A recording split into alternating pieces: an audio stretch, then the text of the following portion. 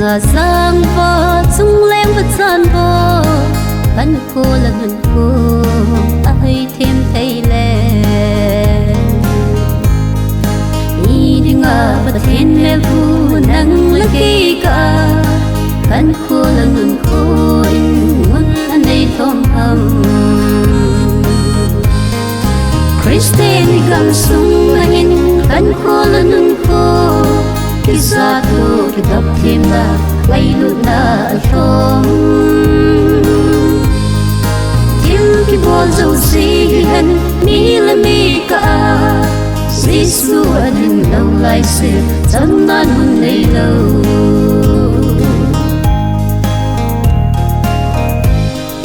Pavin singin themin bol thei song la chun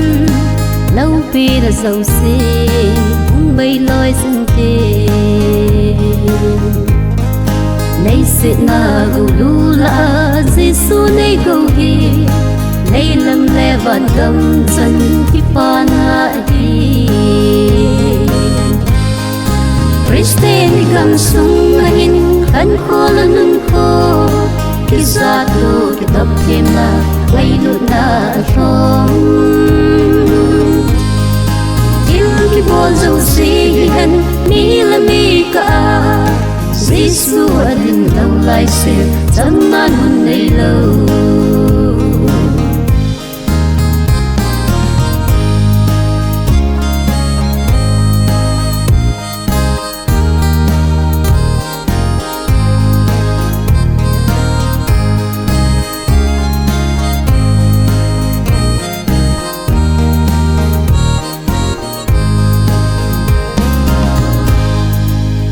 Hema ting ten tu ta gao hin ko ge